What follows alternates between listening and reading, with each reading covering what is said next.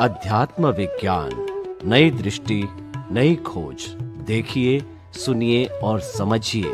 अध्यात्म विज्ञानी पूज्य स्वामी श्री कमलेशानंद जी के निर्देशन में सनातन सत्य का अनुसंधान कर जीवन को प्रकाशित करें। हमारा मुख्य ध्येय अज्ञान को मिटाना है। स्वामी जी, बात बिल्कुल सही है। हमने आपके प्रवचनों से बराबर समझा कि ये प्रकृति अपना काम करती है, प्रकृति लेके आएगी, लेके आई है और ये भुगतती रहेगी, इसका काम है। और जो मूल तत्व का इसमें कोई लेना देना नहीं, उसकी तो हाजिरी है। पर सवाल ये है कि दोनों पड़ोसी इस तरीके से फेविकॉल की तरह बंधे हुए हैं कि वो तुरंत प्रभावित हो जाते हैं। ऐसा नहीं है कि वास्तव में दोनों अलग हैं और उसका प्रभाव नहीं पड़ता, प्रभावित तुरंत होते हैं। तो सवाल ये है कि मैं मन वचन काया से मुक्त ऐसा शुद्ध आत्मा हूं और प्रकृति की जो कोई भी काम भुगतान चल रहा है, मेरा उससे कोई संबंध नहीं है। वो तो जड़ है, वो तो चलता रहेगा कि वो पीछे से लेके आया। पर सवाल ये है, इस बात को हम 24 आवर्स किस तरीके से जागृति में रखें, वो सबसे बड़ी बात है। वो अभी हमें जागृति में पैदा नहीं हुई है। आपने पैदा की, आप अनुभवी हैं। उस जागृति को आप पैदा करने का कोई हमें सिस्टम, पद्धति, प्रणाली बताइए, ताकि हम भी जो है हर वक्त जागृति में रहें, कभी भी अज्ञान की अवस्था में नहीं रहें। प्रश्न करने के लिए धन्यवाद। सबसे बड़ी बात यह कि आत्मा की और शरीर की दोनों को अलग रखने की जो प्रक्रिया है वो बहुत आसान है, डिफ़िकल्ट नहीं है, मगर उसकी दृष्टि चाहिए। और वो दृष्टि देने वाला डिफ़िकल्ट है, पद्धति डिफ़िकल्ट नहीं है। जितने भी इन पास्ट जितने भी अनुभवी हो गए, सभी ने यही कहा, मुक्ति का मार्ग सरल है, सहज है और सुगम है। संसार का मार्ग ही डिफ़िकल्ट होता है, मुक्ति का मार्ग डिफ़िकल्ट नहीं होता है। मगर मुक्ति के मार्ग को बताने वाला अनुभवी मिलना वो ही असंभव असंभव असंभव होता है, डिफ़िकल्ट होता है। क्योंकि वास्तव में अनुभवी पुरुष होना यही एक आश्चर्य है कलयुग में।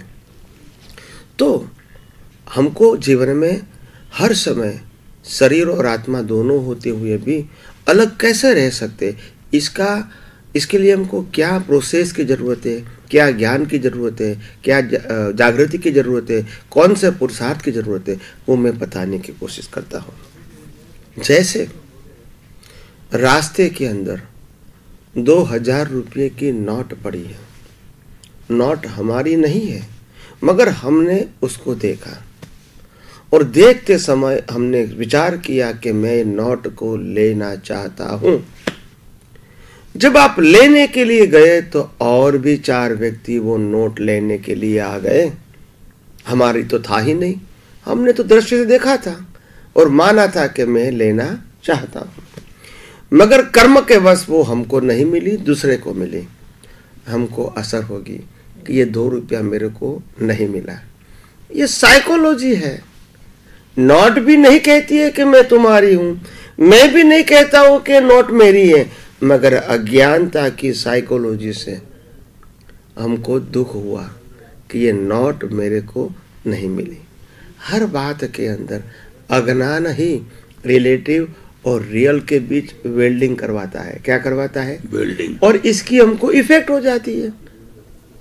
रिलेटिव तो रिलेटिव है और रियल तो रियल है और दोनों स्वभाव से अलग है, मगर अज्ञान का वेल्डिंग से रिलेटिव की असर रियल को हो जाती है।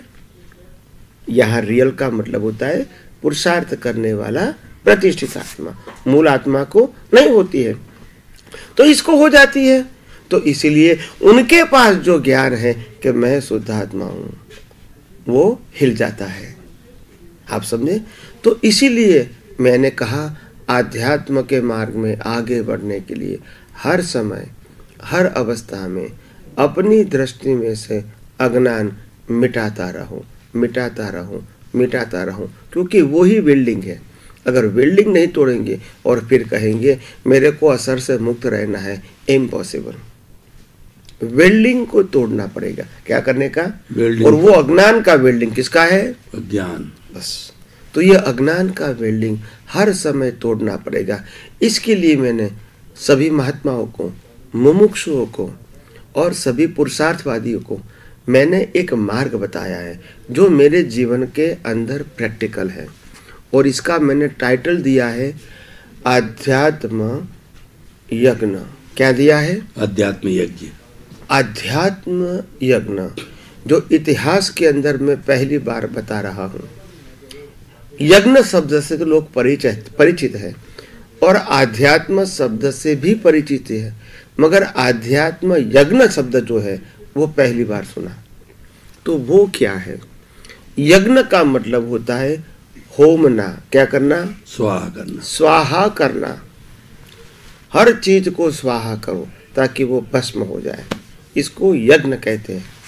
तो मैं ये कहता हूँ, अगर आपको आध्यात्म के मार्ग में आगे बढ़ना है, मुक्ति के मार्ग में आगे बढ़ना है, तो आध्यात्मिक यज्ञ सीख लो। डिफिकल्ट नहीं है, कोई साधन की जरूरत नहीं है, कोई क्रियाकांड की जरूरत नहीं है, किसी को मानने की जरूरत नहीं है, और ना ही कोई रिचुअल्स है, ना ही कोई गुरु है, ना ही कोई शिष्य है। इसको जानना, समझना, उपयोग करना एकदम आसान है। सिर्फ इंटरेस्ट की जरूरत है और एप्लीकेशन की जरूरत है। कैसे? मैं आपको प्रयोग बताऊं। प्रयोग क्या करना है?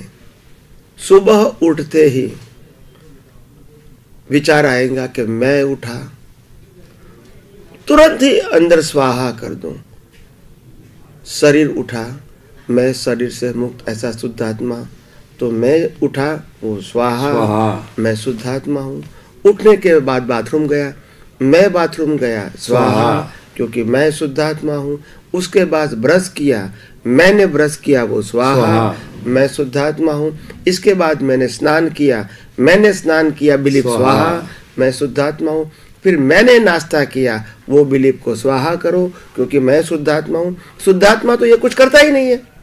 इसके बाद नौकरी गया, मैं नौकरी गया स्वाहा, मैं शुद्धात्मा हूँ। नौकरी पे काम मैंने किया स्वाहा, मैं शुद्धात्मा हूँ। नौकरी से घर में आया स्वाहा, मैं शुद्धात्मा हूँ। रात को खाना मैंने खाया, बिलीप को स्वाहा करो क्योंकि मैं शुद्धात्मा हूँ।